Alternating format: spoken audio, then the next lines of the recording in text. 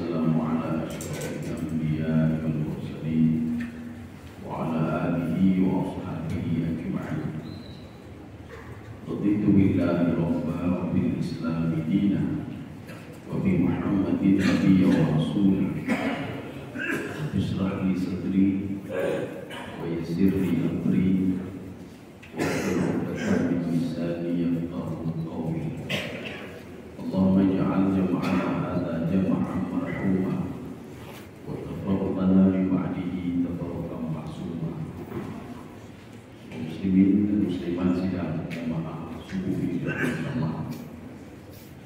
Ketika Allah Subhanahu wa taala mengharamkan sesuatu, artinya ada hikmah di balik itu. Ketika Allah mengharamkan minum khamar, artinya Allah Subhanahu wa taala ingin menjaga akal manusia. Jadi katanya artinya kalau sudah minum khamar, jadi kepalanya itu sudah terganggu. Akalnya sudah, kalau istilah fikih itu zala aqlu. Akalnya sudah hilang. Kalau akalnya sudah hilang, itu tidak jauh berbeda dengan binatang. Kemudian kenapa kita diharapkan untuk melihat yang haram? Karena untuk membersihkan hati.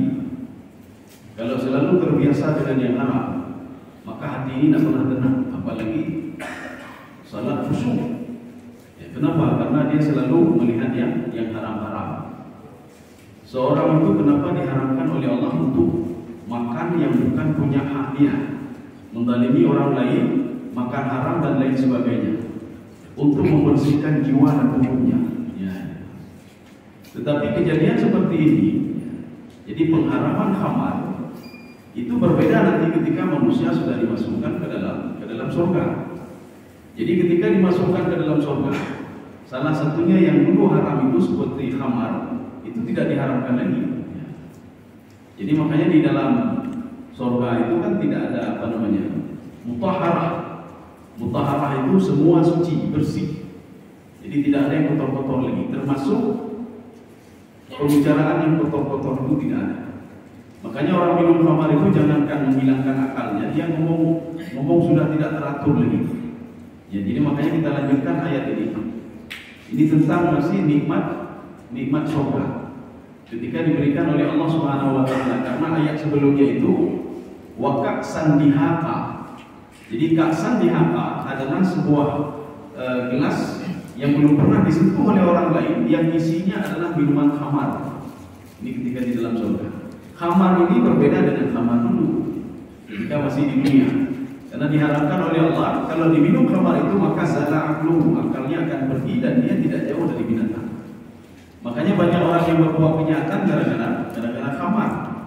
Maka kan sudah jelas dalam Al-Quran itu innamal khamru wal maisir wal ansab rijsun min amali syaitan. Itu najis itu. Ya. Rijsun min amali syaitan, itu perbuatan syaitan. Apa perbuatan syaitan? Itulah innamal khamru wal maisir. Maisir itu main judi. Maka gara-gara judi itu orang ribut satu sama lainnya. Sekarang kita lanjutkan masih pada surah An-Naba. An-Naba itu kalau kata Ibnu Abbas, An-Naba itu Al-Quran. Ya, An-Naba itu Al-Quran. Kalau kita lihat di dalam tafsir lain, An-Naba itu apa? An-Naba itu yaumul qiyamah. Karena An-Naba itu berasal dari kalimat Nabaun. Nabaun itu apa? Berita besar. Kenapa Ibnu Abbas mengatakan Al-Quran itu adalah Naba? Karena Al-Quran itu berita besar yang tidak pernah ditulis oleh sejarawan dan tidak pernah terpikirkan bagaimana masa depan dunia setelah ini, dan tidak pernah terpikirkan bagaimana tahapan-tahapan fase-fase kehidupan manusia kecuali dalam Al-Quran. Makanya dikatakan Al-Quran itu sebagai An-Naba oleh Ibnu Abbas. Walaupun penafsir lain mengatakan An-Naba itu adalah hari kiamat, hari yang tidak terfikir oleh manusia. Sekarang kita lanjut masih pada surah An-Naba ayat 35. A'udzu billahi minasyaitonir rajim. Bismillahirrahmanirrahim. Ini kalau kita tidak lihat tafsirannya, maka nanti terjemahnya akan lain. Terjemahnya akan lain. Maka kita lihat tafsir ini. La yasma'una fiha lagwan wala kittaba. Ini di dalam neraka nanti. Ini kalimat ini, walaupun tidak ada yang membaca la tasma'una fiha, tetapi ini adalah jumlah iltifatiyah namanya. Jumlah iltifat. Arti iltifat, walaupun kalimat ini la yasma'una, itu maknanya la tasma'una. Kalian yang masuk dalam surga tidak akan pernah mendengar. Ya, ini. Jadi yasma' itu iltifat. Iltifat itu artinya memang ini kajian apa namanya? Itu dalam kajian ilmu tafsir memang sudah tinggi sekali kajiannya. Iltifat kadang-kadang Allah menggunakan kata-kata kerja dia, kadang-kadang Allah menggunakan kata kerja kamu, kadang-kadang Allah menggunakan kata kerja apa namanya? Mereka, kadang-kadang juga kamu sekalian. Ini namanya iltifat. Kadang-kadang dibalik-balik oleh Allah Subhanahu wa taala, maka membutuhkan kepada tafsir. Karena orang Arab biasa, kalau iltifat itu biasa sama mereka. Ketika sedang ngomong dia, berarti dia itu ada orang yang ketiga. Ya. Kalau ngomong kamu, berarti orang kedua. Tetapi Allah pada kesempatan ini dalam Al-Quran sering menggunakan iltifat. Ketika menggunakan mereka, tapi digunakan kamu sekalian. Artinya apa? Kamu sekalian ada bakal cikal bakal menjadi seperti mereka. Ya. Mereka itu cikal bakal seperti apa namanya? Ada akal-akal mereka yang seperti kalian juga. Kita belajar secara umumnya lah iltifat. Kalau belajar khusus itu iltifat itu sampai 1000 halaman tentang ayat-ayat yang ada iltifat di dalam Al-Quran Al-Karim. La yasma'una fiha, ini maknanya juga kamu, walaupun artinya mereka tidak mendengar di dalam neraka. Mendengar apanya? Kamu tidak mendengar di dalam neraka, di dalam surga apanya? Lahwa wa kitab. Lahwan ini kata-kata batil ya. Kata-kata batil, kata-kata yang tidak baik. Wala kitabah, dan bohong. Apa hubungannya dengan minum khamar? Ya. Kalau di dunia kita setelah minum khamar, naudzubillah min dzalik, setelah minum khamar itu pasti keluar kata-kata batil dari mulut. Kemudian dari mulut juga keluar kata-kata kitabah, seorang berbohong. Maka kalau seandainya minum khamar, itu dosa-dosa lain akan ikut semuanya. Ya, dosa lain akan ikut. Seperti digambarkan di dalam kitab-kitab tasawuf. Itu sebagai contoh itu Syekh Bal'am itu diibaratkan. Selalu Syekh Bal'am, terutama di dalam kitab-kitabnya Imam Al-Ghazali. Bagaimana Syekh Bal'am ketika dia terjebak di dalam satu ujian. Jadi di situ ada seorang wanita, ada seorang anak dan minuman khamar. Akhirnya apa dia pilih? Saya pilih yang ini saja. Ini cerita ini sudah masyhur di dalam kitab kajian tasawuf. Saya minum khamar saja. Dia pikir khamar itu beres, setelah minum khamar beres. Rupanya setelah minum khamar dia lakukan semua kejahatan dia lakukan gara-gara khamar, gara-gara minuman keras. Jadi makanya di dalam surga itu ketika seorang minum minuman keras tidak memabukkan. Buktinya mana? La tasma'u la yasma'una fiha lagwa wa la kitabah. Ini ada hubungannya dengan ayat yang di atas. Wa ka'san dihaqa. Ketika seorang itu di dalam surga bahkan disuguhkan minuman khamar. Minuman itu tidak memberikan efek sama sekali bagi hilangnya akal manusia. Sehingga ketika hilang akal manusia akan muncul kata-kata yang tidak dari mulutnya. Dia berbohong. Makanya seorang kalau sudah minum khamar dia pasti berbohong. Kenapa? Karena akalnya sudah tidak terkontrol lagi. Kalau sudah berbohong, ini seperti yang Rasulullah SAW ditanyakan oleh sahabatnya.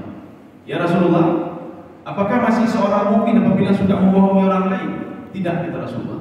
Seorang mukmin tidak pernah berbohong, kata Rasulullah. Kalau dia berbohong munafik namanya. Kapan munafiknya akan hilang? Ketika dia minta maaf dan bertobat kepada Allah Subhanahu wa taala. Makanya seorang itu akan terus berbohong sehingga menjadi kitabah, seorang pembohong. Makanya selama dia menjadi seorang pembohong, dia tidak dikatakan seorang mukmin, walaupun dia seorang ahli ibadah. Jadi makanya dia seorang pembohong. Idza hadatsa kadzaba. Apabila berbicara dia berbohong. Wa idza wa'ada akhlafa. Apabila dia berjanji dia mengingkari. Ini nanti kita buat begini. Itu munafik semuanya. Tidak ada dikatakan orang mukmin sedikit pun, kata Rasulullah SAW. Wa idza tumina khana. Apabila dipercayakan sesuatu kepada dia berkhianat. Apabila salah satu tiga itu ada pada seorang mukmin, dia sudah menjadi orang munafik, kata Rasulullah SAW. Kaum muslimin sedang yang dirahmati Allah. Ini masih cerita tentang surga. Artinya ini sambungan ayat yang terakhir tentang masalah khamar.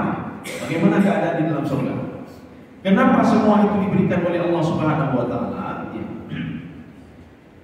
Jazaa'an min rabbika 'ata'an hisaba. Kita mengambil di sini ada dua penafsir yang berbeda sudut pandang tafsirnya. Imam Syaukani dan Imam Sya'rawi. Apa kata Imam Sya'rawi? Ini dua pendapat yang berbeda. Kalau kita lihat terjemahan, jazaa'an min rabbika ata'an hisab. Itu adalah balasan dari Allah Subhanahu wa taala. Arti balasan itu apa? Apa yang sudah dia perbuat telah dibalas oleh Allah. Ini menurut tafsir jalannya. Tetapi kita lihat ada dua ulama tafsir yang berbeda sudut pandang terhadap ayat ini. Imam Sya'rawi mengatakan makna jazaa'an min rabbika, balasan dari Allah, hibah bila amal. Itu adalah pemberian tidak tergantung kepada amal ibadah kita. Karena amal ibadah kita tidak bisa menjamin kita masuk ke dalam surga. Ya. Jadi jangan berarti nanti masih amal saya sudah banyak sekali, maka akan diberikan balasan yang banyak oleh Allah. Belum tentu. Ini kalau versi tafsir Imam Sya'rawi. Kenapa seorang itu dimasukkan ke dalam surga seperti kata Rasulullah SAW? Rasulullah mengatakan amal ibadahmu tidak bisa menjaminmu masuk ke dalam surga. Sahabat bertanya lagi, wala anta ya Rasulullah, termasuk engkau ya Rasulullah? Ya, termasuk saya. Amal ibadah saya, apapun yang saya lakukan tidak bisa menjamin saya masuk ke dalam surga.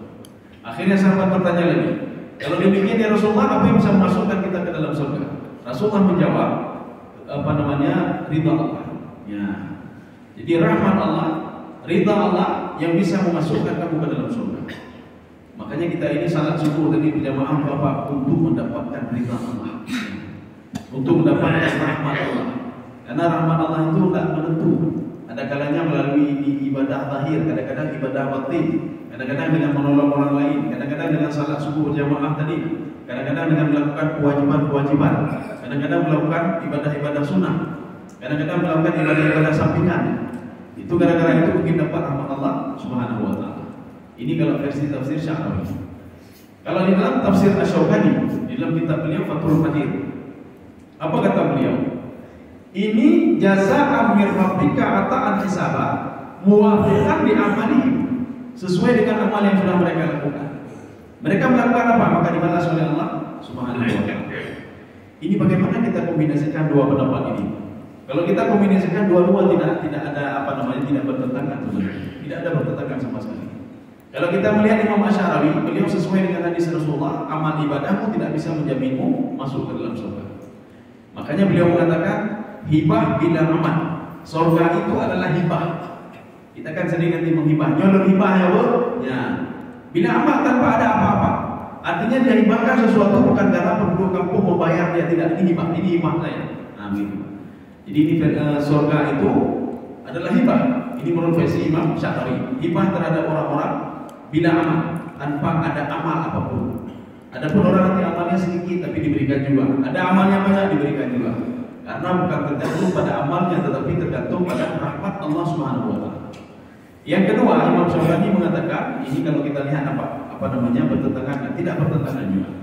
Beliau mengatakan muwafaqan amali, karena mereka itu sesuai dengan amalnya. Maksud sesuai dengan amal begini. Kalau mereka itu diperintahkan oleh Allah yang baik, mereka ikut. Kalau disuruh oleh Allah yang tinggalkan yang jahat, ikut juga. Maka orang seperti ini kan pantas dapat balasan. Kalau dibandingkan dengan orang disuruh sesuatu tapi dia tidak mau ikut, dilarang sesuatu tapi dia lakukan sesuatu hal itu, maka jangan pernah harap surga begini ya. Maka kalau kita kombinasikan dua-dua ini, tidak ada bertentangan sama sekali. Makanya di dalam kajian ilmu hadis itu di dalam fi mustalahil hadis ada istilahnya, kalau ada dua hadis yang bertentangan, ada kajian namanya al-jamu'. Jamu' itu apa? Dikumpulkan dua hadis itu, dilihat. Ini hadis ini cerita tentang apa ini? Ini tentang apa ini? Sehingga tidak pernah bertentangan hadis. Maka kita saja yang tidak pernah kita tidak pernah ada ilmu untuk ke situ. Kita selalu ketika melihat satu hadis, ini kok berbeda sama hadis ini? Kok berbeda dengan hadis itu? Maka kita selalu mengatakan hadis saja bertentangan. Ya. Satu sama lainnya tidak benar, bertentangan. Padahal kita yang tidak paham. Kita kumpulkan hadis itu dulu. Ini masalah hadis seperti hadis membasuh kepala. Wamsahu biru'usikum. Sebagian mengatakan bahwa itu adalah balik tab'id. Tab'id apa? Sebagian rambut saja sudah cukup. Coknya rambut. Sebagian mengatakan bahwa itu kulli, untuk semuanya, berarti basuh semuanya. Ini mana yang benar ini? Kita tidak berdiri pada mana yang benar. Kita lihat apa kita berdiri pada yang benar hadis saya. Yang benar hadis saya, karun. Nah, ini anak tidak terbayang ini. Kok gara-gara karun? Nah, kalau bisa lagi. Kenapa? Mau pergi salat ribut saja nanti. Padahal kalau kita kumpulkan hadis ini, dua-dua tidak bertentangan. Dua-dua dilakukan Rasulullah SAW. Anak kamu deh. Kita sekarang pilihan. Kalau bukan ahlu sunnah berarti ini ahlu sunnah, berarti bukan ahlu sunnah. Itu pilihan kita. Kalau bukan A berarti B. Kamu sama ahlu sunnah bukan, berarti ini kelompok ini. Kamu kelompok ini, berarti itu ahlu sunnah. Kita selalu begitu. Ya. Padahal kalau kita ini kan baik-baik, dua-dua itu tidak pernah bertentangan. Kenapa tidak pernah bertentangan? Rasulullah SAW pada suatu waktu ketika berwudu, beliau mengambil air dan membasuhkan sebagian yang ada dalam jubahnya saja. Dilihat oleh yang beriwayat hadis, beliau menulis hadis, Rasulullah berwudu hanya sebagian rambutnya saja. Ketika pada suatu hari lagi, Rasulullah pergi dalam perjalanan. Kan kalau kita pergi dalam perjalanan kan rambut kita ini penuh debu. Makanya Rasulullah mengambil air dan membasuh seluruh kepalanya. Dikhawatirkan apa ada debu-debu yang mengikat kepalanya. Dilihat oleh penulis yang kedua, periwayat yang kedua, Rasulullah berwudu membasuhkan seluruh kepalanya. Akhirnya apa? Mereka tidak pernah diberitahu. Bisa menggunakan yang ini, bisa menggunakan yang satu lagi. Ya. Jadi artinya apa? Kalau kita sebagian itu bersikeras yang betul adalah saya, satu lagi yang betul adalah saya. Maka di dalam kajian ilmu hadis itu ada namanya al-jamu. Kita kumpulkan hadis itu. Ini hadis ini ketika Nabi sedang begini, hadis ini ketika Nabi sedang dalam posisi yang lain. Kaum muslimin sedang jamaah dirahmati Allah. Ini jazaa'an min rabbika ata'an hisab. Jadi bukan hadis saja yang apa namanya. Para penafsir juga sering bertentangan dan dalam menafsirkan Al-Quran dengan cara berbeda sudut pandang. Jadi makanya kalau kita menulis sesuatu di papan tulis, kita tanya sama anak-anak.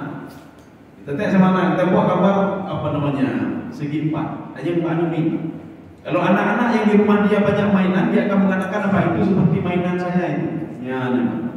Kalau seandainya anak-anak itu ayahnya petani, dia akan mengatakan itu sawah ayah saya itu seperti itu. Saya juga sawah itu jadi mainan. Padahal gambar itu kan cuma gambar apa namanya? Dari apa sudut pandang orang yang melihatnya.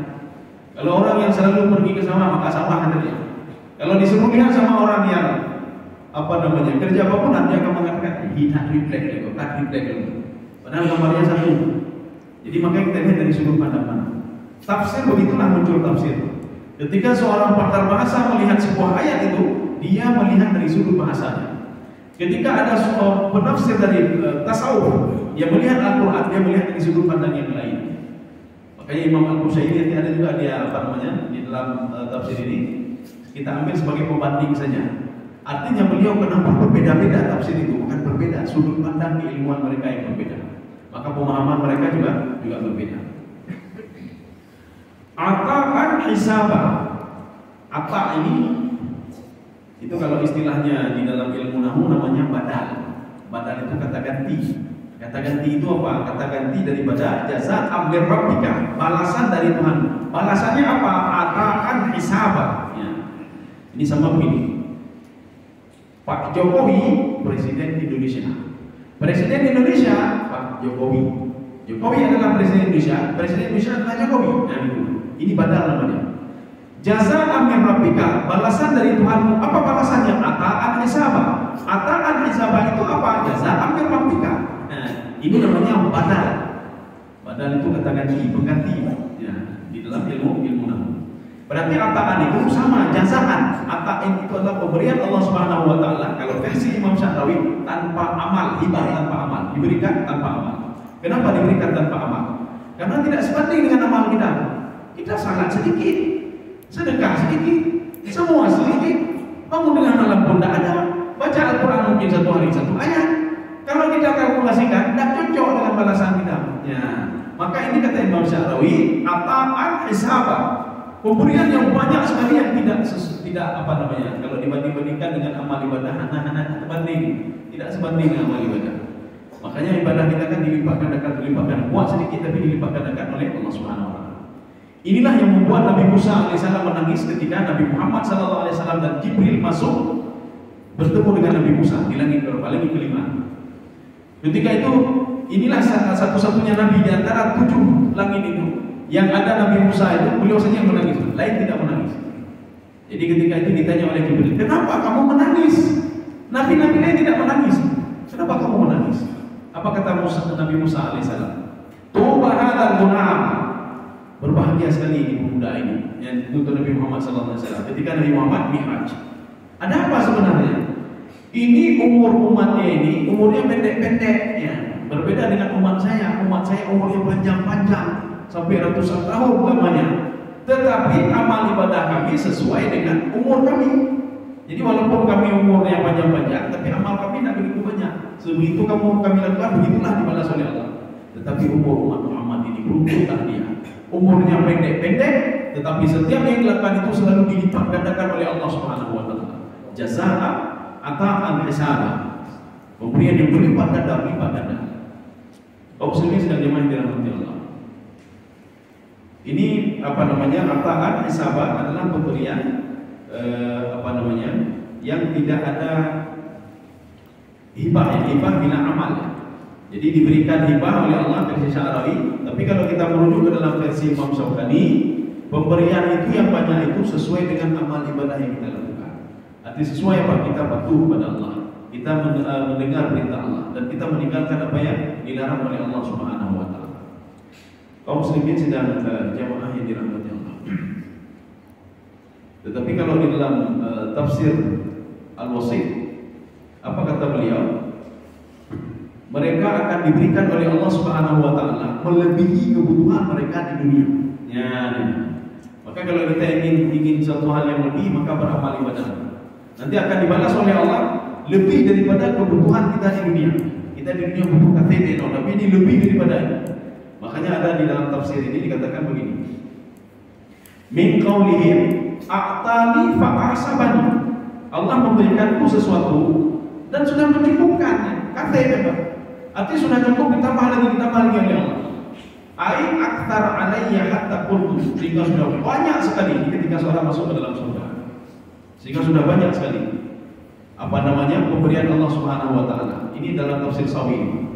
Hatta qultu, sehingga saya mengatakan kepada Allah, hasbi, cukup, udah cukup ya Allah, banyak sekali sudah ini. Video. Ini namanya ata'an hisab. Kaum muslimin sedang jamaah yang dirahmati Allah. Siapa yang memberikan itu? Siapa yang memberikan ata'an hisab? Siapa yang memberikan jazaa min rabbika? Rabbuka itu siapa sebenarnya?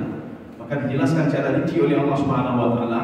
Kalau di dalam tafsir Jalalain, sesuatu hal yang masih umum kemudian dirincikan lagi, ini namanya tafsiriyah namanya. Tetapi kalau di dalam tafsir Baydawi, ini namanya tafsiriyah. Jadi bedanya apa? Tafsiriyah, satu lagi tafsiriyah. Makanya yang pertama itu namanya bayan tafsiri namanya. Yang kedua bayan tafsiri namanya. Bedanya cuma di tafsir dan tafsir. Tapi kalau kita lihat nanti sama saja. Dirincikan oleh Allah Subhanahu wa taala.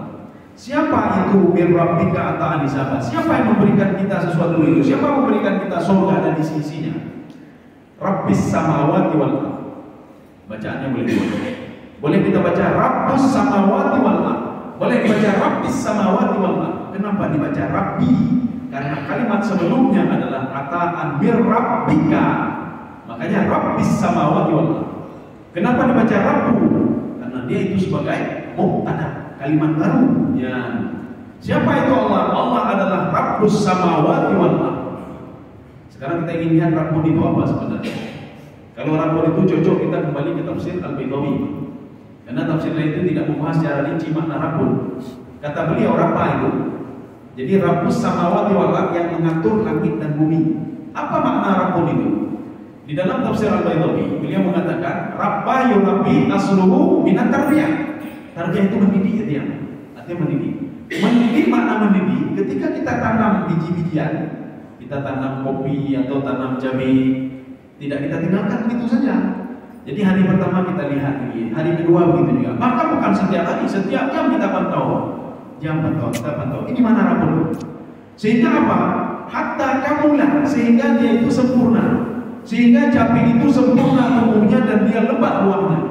Demikian pula manusia. Jadi demikian pula Allah Subhanahu wa taala mengatur manusia dan mengatur langit dan bumi. Maka ketika seorang mengatakan Allah itu adalah Rabbi, Tuhanku, maknanya apa? Dari alam barzakh dulu, di dalam alam roh dulu kita dijaga oleh Allah. Ketika masuk ke dalam alam rahim dijaga oleh Allah dengan sedemikian rupa, sebagaimana seorang menjaga cabainya ketika dia tanam sehingga cabai itu tumbuh dengan lebat sekali dan dia setelah itu mati kembali. Itu Rabbun namanya. Artinya penciptaan manusia, penciptaan langit dan bumi tidak dibiarkan begitu saja oleh Allah. Ketika ada banjir, ada musibah, bukan dibiarkan begitu saja oleh Allah. Itu semua adalah pantauan Allah Subhanahu wa taala. Ini makna rabun ini. Arti rabun apa? Terus dipantau hatta kamulah, sehingga dia menjadi dewasa, sehingga seorang itu menjadi tahu diri dia, sehingga dia setelah hidup itu mati kembali dan dibangkitkan kembali. Itu makna rabun. Makanya di sini maknanya Rabbis samawati wal ard, yang mengatur langit dan bumi itu adalah Allah Subhanahu wa taala. Dari pertama sekali langit itu diciptakan oleh Allah, bumi itu diciptakan oleh Allah Subhanahu wa taala, dari situlah terus dijaga dan dipantau oleh Allah Subhanahu wa taala. Kaum muslimin sedang jemaah dirahmati Allah. Makanya ketika proses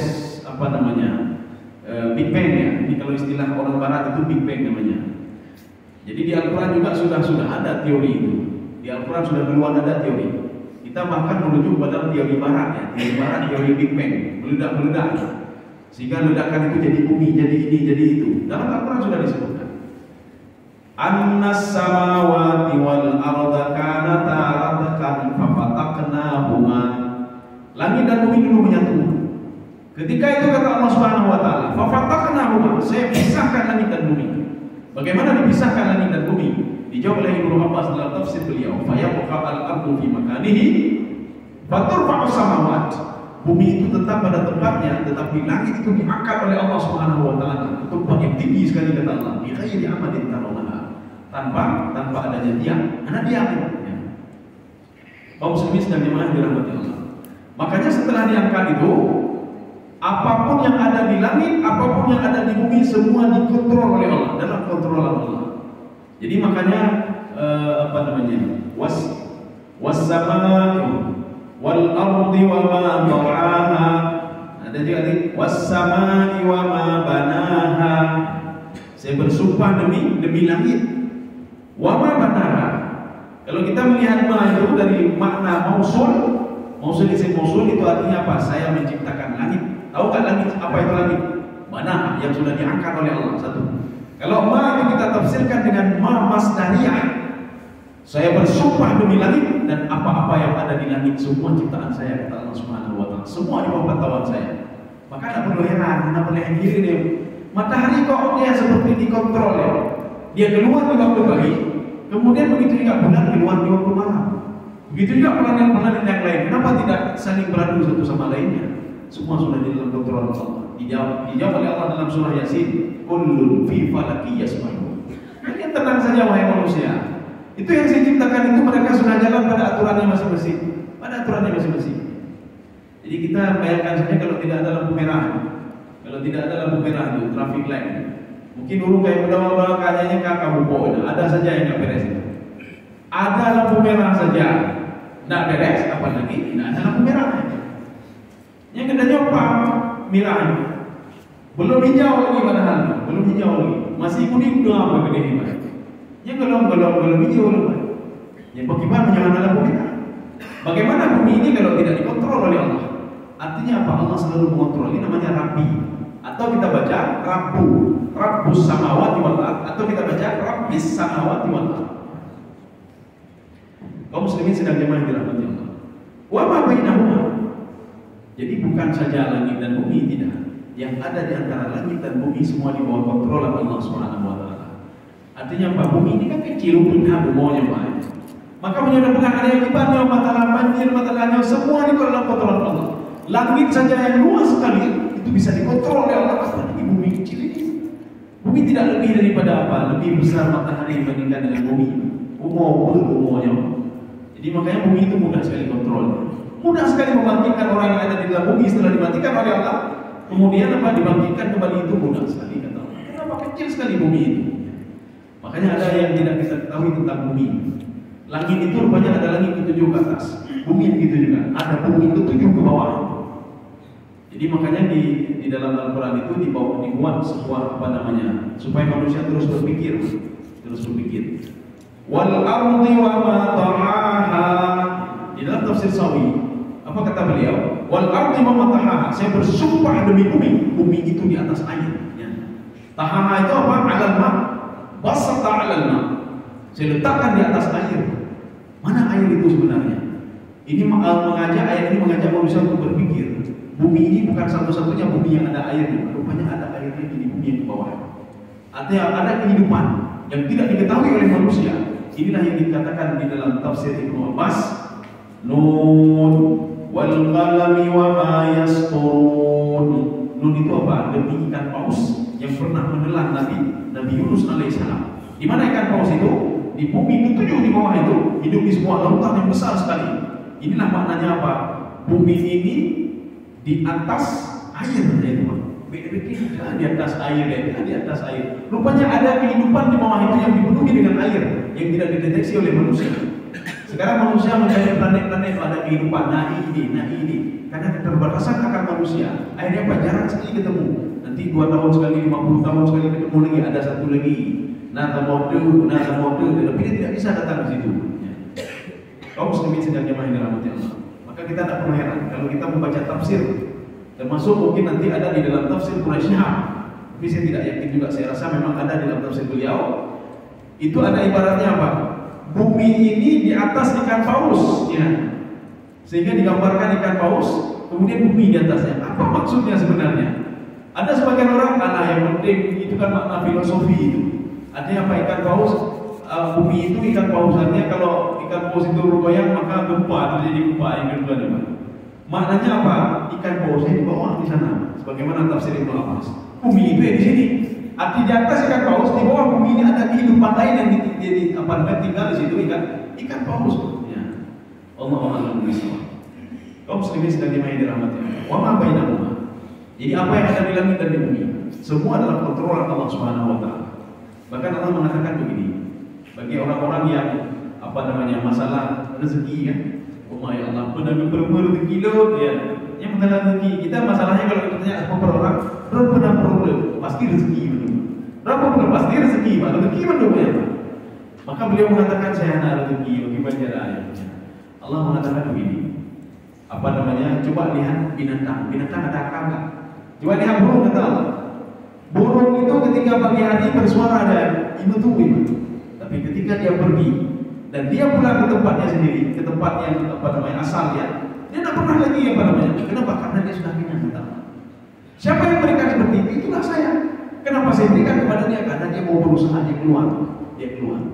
Maka kalau kalian mau cari rezeki, keluar dulu, kata Allah. Maka Allah katakan famshu fi manakibiha. Yang disuruh apa? Disuruh keluar, kerja dulu. Waktu lu beri rezeki, setelah itu akan saya berikan rezeki, kata Allah. Makanlah rezekimu, kata Allah. Rezeki itu saya berikan.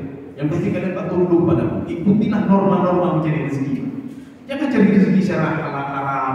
Jangan cari rezeki begini, jangan begini. Kalau kalian buat juga, saya berikan juga, kata Allah, tapi tidak berkah. Saya berikan juga, tetapi untuk mengazab kalian di dunia ini, kata Allah Subhanahu wa taala. Ya. Kaum muslimin sedang jemaah dalam Allah. Kita lanjut satu ayat lagi. Setelah itu kita buka dialog. Ar-Rahmani, ini bisa dibaca dengan Ar-Rahmanu. Bacanya boleh dua. Kenapa dibaca Rahmani? Karena kita di atas baca Rabbis samawati wal ardh. Kenapa dibaca Rahmanu? Karena kalau di atas kita baca Rabbus samawati wal ardh. Ya, boleh dua-dua. Tapi nggak boleh baca tiga-dua aja hanya gitu. Pilih ya. Kalau di atas kita baca Rabbi, baca di bawahnya Ar-Rahmani. Kalau di atas kita baca Rabbu, baru kita baca Ar-Rahman, Ar-Rahmanu. Ya. Jadi memang ini di dalam tafsir surah Al-Fatihah, Ar-Rahman itu berbeda dengan Ar-Rahim. Ar-Rahman itu beda dengan Ar-Rahim. Kata Ibnu Abbas, Ar-Rahman a'ammu min Ar-Rahim, Ar-Rahimu akhassu min Ar-Rahman. Rahman itu lebih umum. Artinya lebih umum apa? Kasih sayang Allah kepada semuanya, semua Allah. Tetapi Ar-Rahim itu ablahu, kata Imam Al-Baydawi, ablahu min Ar-Rahman. Dia lebih balik, kalimatnya lebih tinggi dibandingkan dengan Ar-Rahman. Kenapa? Karena Ar-Rahimnya Allah itu khusus bagi orang-orang tertentu saja. Ar-Rahman itu untuk semuanya. Ya. Jadi makna Ar-Rahman di sini itu adalah mencakup Ar-Rahim. Nah, katalah nanti kita jangan terbayang Ar-Rahman ini Bismillahirrahmanirrahim. Ar-Rahman itu diberikan untuk semuanya, Pak kafir semuanya. Ar-Rahim untuk orang-orang beriman saja. Ini sudah mencakup Ar-Rahim. Artinya apa? Karena ini cerita tentang surga. Cerita tentang balasan Allah Subhanahu wa taala yang diberikan pada orang yang patuh dan taat kepada Allah. Ar-Rahman. Ada apa dengan Ar-Rahman? La yamlikuna minhu khitaba. Ya, ini kita ambil di dalam tafsir Al-Qushairi sekali. Al-Qushairi adalah seorang penafsir sufi. Apa kata beliau? Ketika kita dibangkitkan di padang mahsyar nanti, kita paling ganti di dunia, paling ganti, paling miskin, paling fakir. Kenapa paling fakir miskin? Baju tidak ada, celana tidak ada, sendal tidak ada, apa-apa tidak ada. Berbeda dengan ketika kita lahir di dunia. Ketika kita baru lahir di dunia, pakaian sudah disiapkan. Siapkan pakaian, sudah disiapkan semuanya, tempat tidur sudah ada, semua sudah ada. Artinya apa? Walaupun kita hidup di dunia tidak ada apa-apa, sudah ada yang mempersiapkan. Tapi ketika di akhirat nanti, kata Imam Al-Busairi, la yamliku, mana la yamliku, tidak punya apa-apa. Maka kalau tidak punya apa-apa, jangan pernah mengharap bisa ngomong dengan Allah Subhanahu, maka dia malu sekali kepada Allah. Ini makna la yamliku minhu khitab. Dia tidak berani ngomong dengan Allah Subhanahu wa taala. Ini sesuai juga dengan tafsir Imam Imam Jalalain. Kata beliau apa? Khafa min Allah. Dia takut sekali pada Allah Subhanahu wa taala. Sudah fakir dan tidak malu kepada Allah Subhanahu wa taala. Kenapa malu? Sudah baju tak pakai, celana tak pakai, buat kejahatan lagi. Makanya permohonan mereka satu pada Allah. Apa satu? Ya laitaha kanatil qadiyah. Ya Allah, matikan saja kami ya Allah. Juga malih, cukup malih dunia Allah. Yang pun malih, kedua amal hana, yang kelima pun kejahatan saya lakukan, yang keempat saya ada masalah dengan orang lain. Belum masalah sendiri saya beres, saya ada masalah dengan orang lain ya Allah. Saya utang sama dia, saya ini sama dia, saya bermasalah dengan dia, saya zalimi dia, saya kurang ini dia, saya kata-katain dia, bermasalah dengan dia. Sudah saya begini, kagak tindak, ada masalah lah. Maka permohonan dia satu kepada Allah. Ya laitaha kanatil qadiyah. Ya Allah, kembalikan saya, matikan saya saja ya Allah. Belum mati dulu. Artinya kalau mati saya itu adalah sebuah ketenangan jiwa bagi saya itu. Sehingga saya tidak ada urusan lagi dengan orang itu ya Allah. Ya. Ini dalam versi tafsir Al-Busairi. Jadi kata beliau, karena beliau melihat dari sini sufi. Sufi itu kan dia menjaga diri, orang sufi. Makanya orang ketika dibangkitkan di padang mahsyar, seorang itu sangat fakir dan miskin kata Imam Al-Busairi, sehingga ngomong dengan Allah saja tidak berani dia, tidak berani ngomong dia sama Allah. Ketika dia ngomong harus tertunduk dia. Nah, disuruh sihir ya. Itu dalam surah As-Sajdah. Rabbana absarna wa sami'na Rabbana absarna wa sami'na farji'na na'mal salihan inna muqinun. Ya Allah, kembalikan kami lagi ya Allah. Ini artinya apa? Ini kalimat berprosesaan, walaupun tidak mungkin lagi. Yang mereka minta itulah tadi, ya laitah kanatil qadiyah, matikan kami saja. Tapi kalau yang kedua ini memang tak mungkin lagi, kembalikan kami ke dunia, memang tak mungkin lagi. Mereka mengharap masih pada matikan saja kami ya Allah, hancurkan kami saja ya Allah, sehingga pancung kami tidak akan merasai lagi bagaimana azabnya neraka. Kami tidak merasai lagi bagaimana orang lain mengejar-kejar kami, menuntut balas dari kami ya Allah, menuntut sudah kami zalimi dia ya Allah. Ya, ini makna la yamliku minhu khitab. Kalau di dalam tafsir At-Tabari itu beliau lagi khitabah itu kalaman seorang tidak berani ngomong macam-macam dengan Allah Subhanahu wa taala. Itu pun berani dia ngomong setelah diizinkan oleh Allah Subhanahu wa taala. Kita kalau masuk rumah orang lain, belum datang ke rumah presiden atau kita masuk dalam istana presiden, tidak berani ngomong macam-macam. Kecuali diizinkan. Coba ngomong baru dapat apa? Itu pun sebenarnya luar biasa. Kemudian ketika kita bertanya sesuatu, itu sudah ada pasukan-pasukan di tanyaannya tidak boleh lebih dari ini. Sekian menit. Sekian doang. Itu masih di dunia, belum lagi di akhirat. Artinya semua ucapan kita diatur semua, kita tidak berani apa-apa. Termasuk malaikat sendiri, para nabi dan rasul sendiri tidak berani ngomong macam-macam. Belum benar. Bukan model-model para nabi dan sahabat dan aulia, nyuruh biasa orang awam. Jadi artinya apa? Lebih-lebih dari kita. Mana tu? Ini makna khitabah. Dalam tafsir Al-Qurtubi, Imam Al-Qurtubi mengatakan la yamlikuna syafa'ah illa bi'idnihi. Seorang tidak bisa diberikan syafaat oleh anak kandungnya, oleh orang tuanya, diberikan syafaat oleh nabinya Nabi Muhammad SAW, diberikan syafaat oleh Jibril tanpa izin Allah Subhanahu wa taala. Ini makna la yamlikuna minhu khitabah. Tak ada izin, enggak ada apa syafaat-syafaat diberi dengan izin Allah. Sehebat apapun anak kita tidak bisa menolong kita kecuali dia minta izin dulu pada Allah Subhanahu wa taala. Ya. Makanya seorang itu tertunduk saja. Punya jino gede kan, nah pun tadi urun dalam. Kalau ada apa-apa, urun dalam. Telepon teleponnya beres, urun dalam di pada masa. Malaikat ya Allah, malaikat semua tertunduk semuanya. Kaum muslimin sekalian yang dirahmati Allah. Sudah. Ya, saya rasa cukup sampai ayat berapa ini? 37. Ya, insyaallah nanti pertemuan selanjutnya kita lanjut ayat 38. Saya rasa cukup sekian saja. Tidak usah pertanyaan ini. Oh ya, boleh. Assalamualaikum warahmatullahi wabarakatuh. Waalaikumsalam. Jadi ada dalam tafsir ada menyebutkan kecuali Nabi Muhammad pada saat dibangkitkan dari awal bangkit kemudian diberikan pakaian oleh malaikat dan dalam surga. Ya. Ini tidak disebutkan dalam Al-Quran kecuali selain manusia selain Nabi Muhammad arti telanjang semua. Iya. Nah, apakah anbiya-anbiya juga nabi-nabi lain telanjang atau khusus anbiya-anbiya dan nabi-nabi yang diberi pakaian dalam surga yang tanpa hisab oleh malaikat? Oh iya. Ini nanti ada pengecualian di dalam hadisnya. Di dalam hadis itu pun sudah diberikan di sini. Termasuk ada anak yang lahir prematur, ya, anak yang meninggal dunia ketika lahir di dalam kandungan. Ketika dia baru lahir meninggal. Ini anak-anak ini akan mencari kedua orang tuanya di padang mahsyar dengan mencari membawa baju untuk menutupi aurat orang tuanya. Ya, satu. Yang kedua, kalau punya anak penghafal Quran, dia akan mencari juga membawa jubah mencari orang tuanya. Oh, kunci dia pakaikan. Dua. Yang ketiga, orang-orang yang ketika di dunia dia salat fardu, dia berkurban, wasalli li rabbika wanhar. Maka mereka ini akan digiring pada suatu tempat ke telaga Al-Kautsar yang dijaga oleh sab'ina alfa malaikat, 70.000 malaikat. Sebelum masuk mereka dipakaikan jubah semua untuk menutupi aurat mereka. Semua dipakaikan pakaian. Bukan pakai pakaian dan sendal dan sebagainya. Kemudian ada pengecualian lain. Yang tinggal di padang mahsyar akhirnya dilebih-lebih berdua. Ya, mereka telanjang nggak pakai apa-apa, nggak pakai. Itulah ini pengecualian.